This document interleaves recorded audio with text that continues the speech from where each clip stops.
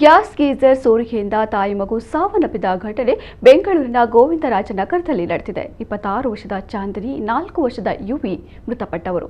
ಸ್ನಾನಕ್ಕೆಂದು ತೆರಳಿದಾಗ ಗ್ಯಾಸ್ ಸೋರಿಕೆಯಾಗಿ ಅಸ್ವಸ್ಥರಾಗಿದ್ದರು. ಅವರನ್ನು ವಿಕ್ಟೋರಿಯಾ ಆಸ್ಪತ್ರೆಗೆ ದಾಖಲಿಸಲಾಗಿತ್ತು. ಆದರೆ ಚಿಕಿತ್ಸೆ ಫಲಕಾರಿಯಾಗದೆ ಇಬ್ಬರು ಆಸ್ಪತ್ರೆಯಲ್ಲಿ ಸಾವನ್ನಪ್ಪಿದ್ದಾರೆ. ಪ್ರತಿದಿನ ದೊಡ್ಡ ಮಗಳನ್ನ ಶಾಲೆಯಿಂದ 4 ಗಂಟೆಗೆ ಕರೆದುಕೊಂಡು ಬರಲು ಚಾಂದಿನಿ ಹೋಗ್ತಾ ಇದ್ರು. ಆದರೆ ಸೋಮವಾರ ಮಗಳನ್ನು ಕರೆದುಕೊಂಡು ಬರಲು ಶಾಲೆಗೆ ಹೋಗದ ಕಾರಣ ಶಾಲೆಯವರು ಚಾಂದಿನಿ ಪತಿ ಕಿರಣ್ಗೆ ಫೋನ್ ಮಾಡಿದ್ದಾರೆ. ಬಳಿಕ ಚಾಂದನಿಗೆ ಕರೆ ಮಾಡಿದ್ರೆ ರಿಸೀವ್ ಮಾಡಿರಲಿಲ್ಲ. ಇದರಿಂದ ಕಿರಣ್ ತಮ್ಮನಿಗೆ ಕರೆ ಮಾಡಿ ನೋಡುವಂತೆ ತಿಳಿಸಿದ್ದರು. ಕಿರಣ್ ತಮ್ಮ ಪ್ರವೀಣ್ ಮನೆಗೆ ಬಂದು ನೋಡಿದಾಗ ಬಾತ್ರೂಮ್ನಲ್ಲಿ ತಾಯಿ ಮಗು ಪ್ರಜ್ಞಾಹೀನ ಸ್ಥಿತಿಯಲ್ಲಿ ಬಿದ್ದಿರುವುದು ಗೊತ್ತಾಗಿದೆ. ಗ್ಯಾಸ್ ಗೀಸರ್ ಸೋರಿಕೆಯಿಂದ ದುರ್ಘಟನೆ ಸಂಭವಿಸಿರುವ ಶಂಕೆ ವ್ಯಕ್ತವಾಗಿದೆ. ಈ ಬಗ್ಗೆ ಗೋವಿಂದರಾಜನಗರ ಪೊಲೀಸ್ ಠಾಣೆಯಲ್ಲಿ ಪ್ರಕರಣ ದಾಖಲಾಗಿದೆ.